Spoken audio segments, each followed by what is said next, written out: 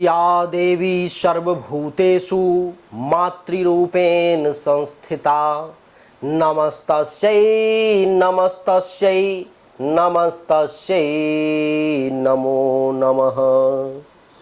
Hello नमस्कार आदाब सलाम सत श्री अकाल केम छो कैसे गाय केरो हाल है के ना छी यहाँ सब कई जरवानी हाउ आर यू कैसे हैं आप लोग केमो नाचो मनक्कम खम्भा गणयोगम गेमती अच्छंती की खबर नमस्तुभ्यं राधे राधे राम राम। देवी और सज्जनों, शुक्र देवता का राशि परिवर्तन सिंह राशि में 31 जुलाई 2024 को होने जा रहा है, जो कि 25 अगस्त 2024 तक कुंडली के चौथे भाव में वृषभ राशि वालों के लिए रहेंगे। आप सब जानते हैं कि शुक्र जो है सुख सुविधा के कारक हैं, सुख के मालिक हैं, लग्जरी के मालिक हैं, सुंदरता के मालिक हैं, सौंदर्य प्रसाधन कॉस्मेटिक जितनी भी चीज़ें हैं, इंडस्ट्री है, उन सब के मालिक शुक्र देवता ही हैं। और शुक्र जिसका बिगड़ जाए, ये मान लो कि उसके जीवन में लग्जरी सुख सुविधा बहुत कम हो जाएगा। इस महीने में 31 जुलाई से 25 अगस्त के बीच में शुक्र आपके फेवर में है, शुक्र आपके साथ हैं, इसलिए शुक्र के कमाल के रिजल्ट को आप महसूस करेंगे, ग्रहण करेंगे। क्या कैसे मिलेगा, आइए इसको समझते हैं और जानने का प्रयास करते हैं। शुक्र देवता के चौथे भाव में बैठने के कारण सबसे पहला जो आपको फल की प्राप्ति होगी वो ये कि शुक्र सुंदरता के मालिक हैं, तो आपके अंदर सुंदरता की वृद्धि होगी। आपका चेहरा एक अलग ही चमक, एक अलग ही सुंदरता, एक अलग ही एट्रैक्टनेस के थ्रू जो है सो लोगों को आकर्षित कर लेगा। यानी कि आप इस समय में बहुत ही सुंदर नजर आएंगे। चौथे भाव में शुक्र के बैठने के कारण वृषभ राशि वाले सिर्फ सुंदरता से काम नहीं चलेगा, इसलिए ये आपको बलवान भी बनाएंगे। आपके शरीर में ताकत की कमी नहीं होगी, आपके शरीर में बल की कमी नहीं होगी। जितनी ताकत प्राप्ति होगी उतना ही बल जो है आपके शरीर से बढ़ता चला जाएगा। लोगों को दिखेगा कि इसके शरीर में कितनी ताकत है, असंभव को भी संभव करने की शक्ति आप में आ जाएगी। पहला सुंदरता, दूसरा बलवान, तीसरा परोपकारी, परोपकार। चौथे भाव में शुक्र के बैठने के कारण इस समय में आपके मन में दूसरों की सेवा करने का, दूसरों की मदद करने का, दूसरों के प्रति एक अलग ही सम्मान मन से जागृत करने का, ये जो है सो भाव उत्पन्न होगा और आप काफ़ी परोपकारी नजर आएंगे। समाज सेवा खूब करेंगे आप। चौथे भाव में शुक्र है तो ये आपके अंदर आस्था को बढ़ाएगा। आप एक आस्तिक व्यक्ति के तौर पे जाने जाएंगे। आपकी आस्था जो है तो बड़ी कमाल की होगी। कहते हैं कि मानो तो देव नहीं तो पत्थर, मान लिया भक्त ने तो भगवान खम्भे को फाड़ के निकल गए, मान लिया भक्त ने तो भगवान मछली के रूप में आ गए, मान लिया भक्त ने तो भगवान कच्छप के रूप में आ गए, कछुए के रूप में, मान लिया भक्त ने तो भगवान बराह के रूप में आ गए, मान लिया भक्त ने आदमी और जानवर तो भगवान नरसिंह के रूप में आ गए, मान लिया भक्त ने तो भगवान सर्वावतार बैल के रूप में आ गए, मान लिया भक्त ने तो भगवान मनुष्य के रूप में राम और कृष्ण के रूप में आ गए, मान लिया भक्त ने तो वो पत्थर भी भगवान हो गया। तो आस्था इस समय में आपकी बड़ी मजबूत, बहुत मजबूत रहेगी, जिसके कारण से इस समय में आप एक बहुत ही प्रचंड आस्तिक व्यक्ति के तौर पे जाने जाएंगे।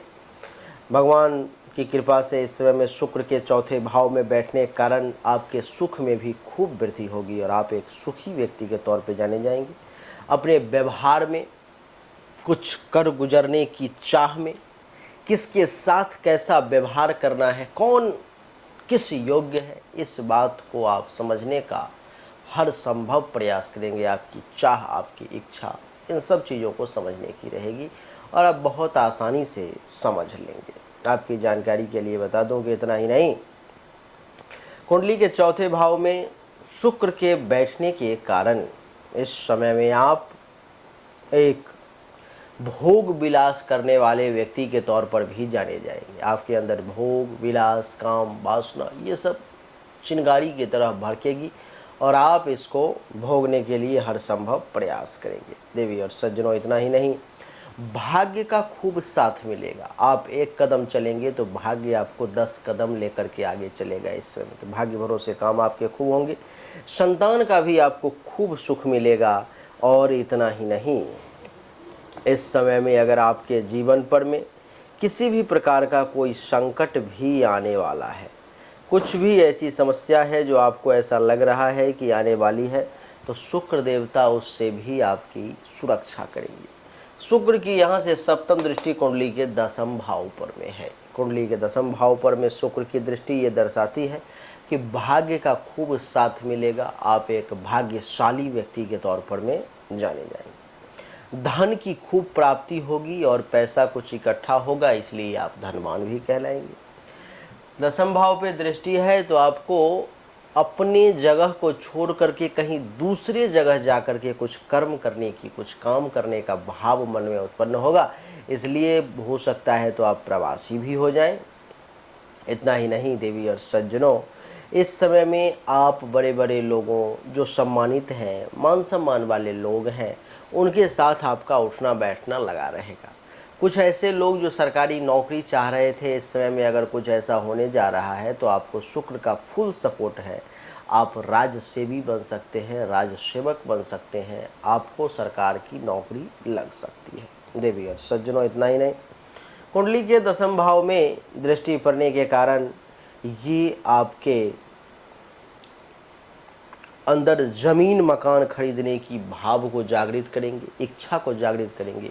और इस समय में हो सकता है तो आप भूमिपति बन जाएं, कुछ ज़मीन वगैरह भी खरीदने का विचार आपके मन में आएगा और हो सकता है तो आप ज़मीन वगैरह कुछ खरीद भी लेंगे। ऐसी इच्छा को पूर्ति करने का शुक्रदेव प्रयास करेंगे। इस कुंडली में आप देखो कि प्रथम भाव के मालिक ही शुक्र देवता है। प्रथम और छठे भाव के, तो प्रथम भाव के मालिक जब चौथे भाव में आ गए, यानी कि आप खुद जब सुख सुविधा के घर में आ गए, अर्थात इस समय में आप जितना चीज़ों की चाह करेंगे, इच्छा करेंगे, वो सब आपका पूरा होता चला जाएगा। शुक्र सब कुछ पूरा कर देगा। आप खुद ज़मीन के घर में, मकान के घर में आ गए, भोग विलास के घर में आ गए, तो इस समय में आपके मन में जैसी भी भाव उत्पन्न होगी भोग विलास को पूरा करने का, इच्छा को पूर्ति करने की, वो सब पूर्ति होती चली जाएगी। आपका खुद ये माँ के घर में आ गए तो माँ के साथ बहुत गहरा संबंध तो होता ही है संतान का, इस समय में और प्रेम बढ़ जाएगा। माँ से राय विचार लेकर के जिस काम को भी आप करेंगे वो काम आपका बहुत आसानी से पूरा हो जाया करेगा। छठे भाव का मालिक चौथे में आ गया, यानी कि रोग जो है सो माता के ऊपर में आ गया, अर्थात माँ को कुछ हेल्थ वाइज इशू वगैरह हो सकती है। आपकी माता अगर कुछ लोन वगैरह लेना चाह रही हैं, कर्ज लेना चाह रही हैं, तो आसानी से पूरा हो जाएगा। माता को ये सजेस्ट कर दें किसी के साथ लड़ाई झगड़ा के चक्कर में ना पड़े, नहीं तो कुछ टेंशन विशेष बढ़ सकता है, उससे सुरक्षित रहने का प्रयास करें। तो देवी और सज्जनों, वृषभ राशि वालों के लिए यही थी शुक्र के राशि परिवर्तन का प्रभाव, जो 31 जुलाई से लेकर के 25 अगस्त के बीच में आपके ऊपर में क्या पड़ने वाला है, हमने बताने का प्रयास किया। उम्मीद करता हूं कि आपको ये छोटा सा वीडियो ज़रूर पसंद आया होगा, अच्छा लगा होगा। अगर आपको अच्छा लगा, पसंद आया, तो इस वीडियो को लाइक करें, शेयर करें, चैनल को सब्सक्राइब करके इसके बेल आइकन के बटन को दबाएं। एक बार फिर से आप सभी का बहुत बहुत धन्यवाद। Thank you so much. जय हिंद, वंदे मातरम। बोलिए राधे राधे, राम राम।